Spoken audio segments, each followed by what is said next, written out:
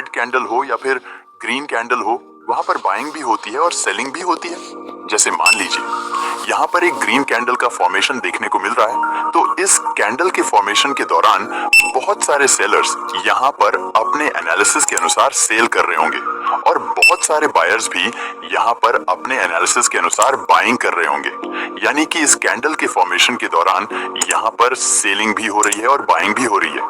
अब देखिए ये कैंडल यहाँ पर पूरी तरह से फॉर्म हो गई है, जो कि एक ग्रीन कैंडल बनी हुई है।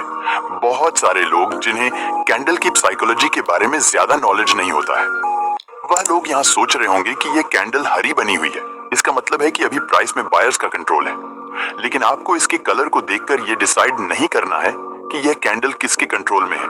ये कैंडल बायर्स के कंट्रोल में है या I'm making passive income with this app.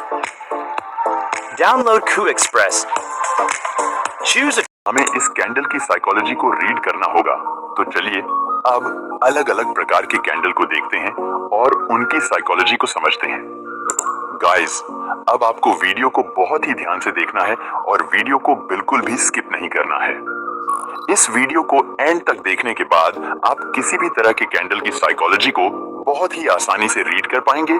और गाइस, वीडियो के एंड में मैं आप लोगों को एक कैंडल शो करूंगा, उसे देखकर आपको बताना होगा कि ये कैंडल बायर्स के कंट्रोल में है या सेलर्स के। आप उस क्वेश्चन का जवाब तभी दे पाएंगे जब आप इस वीडियो को ध्यान से समझते हुए देखे रहेंगे। इसीलिए आपको वीडियो को ध्यान से समझते हुए एंड तक देखना है। So let's get start now. जैसा कि आप यहाँ देख सकते हैं, यहाँ पर हमें 2 कैंडल दिख रही हैं, एक रेड है और एक ग्रीन है। बहुत सारे लोग ऐसे होते हैं जो इस ग्रीन वाली कैंडल को बायर्स कंट्रोल कैंडल कहते हैं और इस रेड वाली कैंडल को सेलर्स कंट्रोल कैंडल कहते हैं। लेकिन मैं इन दोनों कैंडल को बेयरिश कैंडल ही कहूंगा, यानी कि इन दोनों कैंडल में सेलर्स का नियंत्रण देखने को मिल रहा है। आइए जानते हैं कैसे। गाइस, जब यह ग्रीन वाली कैंडल चार्ट में फॉर्म होने लगती है तो प्राइस किसी एक पॉइंट से ओपन होता है और यह हमारा एक ओपन पॉइंट बन जाता है।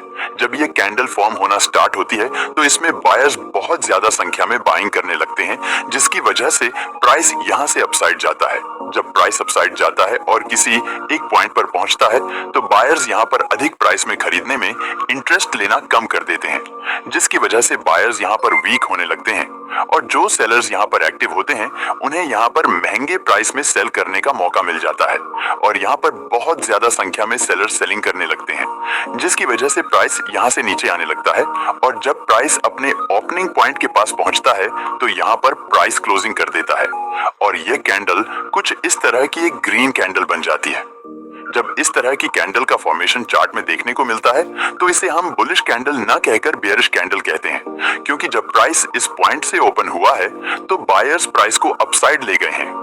लेकिन जब इस पॉइंट से सेलर्स एक्टिव होते हैं और सेलर्स सेलिंग करने लगते हैं तो बायर्स प्राइस को अपने कंट्रोल में नहीं कर पाते हैं, जिसकी वजह से प्राइस यहां से डाउन साइड आ जाता है और इस कैंडल में एक लॉन्ग अपर विक बन जाती है, जिससे हमें ये पता चलता हूं कि इस कैंडल में स्ट्रॉन्ग सेलिंग प्रेशर देखने को मिल रहा है और इस समय प्राइस सेलर्स के कंट्रोल में है। इस कंडीशन में आप एक्स्ट्रा कंफर्मेशन को देखते हुए सेल साइड का ट्रेड प्लान कर सकते हैं। और इसी तरह से जब ये रेड वाली कैंडल चार्ट में फॉर्म होने लगती है तो प्राइस किसी एक पॉइंट से ओपन होता है। जब प्राइस इस पॉइंट से ओपन होता है तो यहाँ पे बहुत सारे सेलर्स सेलिंग करने लगते हैं, जिसकी वजह से प्राइस यहाँ से थोड़ा सा नीचे आ जाता है। जब प्राइस यहाँ पे थोड़ा सा नीचे आता है तो यहाँ पे बायर्स एक्टिव होने लगते हैं और वो लोग यहाँ पे बाइंग करना स्टार्ट कर देते हैं, जिसकी वजह से प्राइस में बाइंग प्रेशर देखने को मिलता है। प्राइस में डिमांड बढ़ने लगती है और प्राइस यहाँ से अपसाइड जाना स्टार्ट कर देता है। जब प्राइस अपसाइड जाता है और किसी एक पॉइंट पर पहुंचता है तो यहाँ पे फिर से सेलर्स एक्टिव हो जाते हैं और सेलर्स फिर से यहाँ पे सेलिंग करना स्टार्ट कर देते हैं, जिसकी वजह से प्राइस में सेलिंग प्रेशर देखने को मिलता है, यानी कि प्राइस में सप्लाई बढ़ने लगती है और प्राइस यहाँ से डाउन साइड आने लगता है। जब प्राइस यहाँ से डाउन साइड आता है तो प्राइस इस बार अपने ओपनिंग पॉइंट को ब्रेक कर देता है और यहाँ पे क्लोजिंग कर देता है और ये कुछ इस तरह की एक रेड कैंडल बनकर रेडी हो जाती है, जिसकी अपर विक जो होती है वो काफी लॉन्ग होती है और इस कैंडल को भी हम बेयरिश कैंडल ही कहते हैं, क्योंकि इस कैंडल में भी हमें सेलिंग प्रेशर देखने को मिल रहा है, क्योंकि इसकी अपर विक जो है वो काफी लॉन्ग बनी हुई है।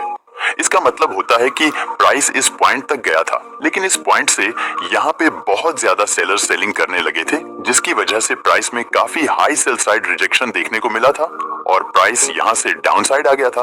तो गाइस, आपको हमेशा चार्ट में देखना है कि जब भी आपको चार्ट में इस तरह की रेड या ग्रीन कैंडल बनती हुई दिखे, जिसकी अपर विक कैंडल की बॉडी के कंपैरिजन में काफी लॉन्ग हो, तो वहां पे आपको समझ जाना है कि यहाँ पे प्राइस में सेलर्स का कंट्रोल देखने को मिल रहा है। अब आइए सेकंड टाइप की कैंडल को समझते हैं।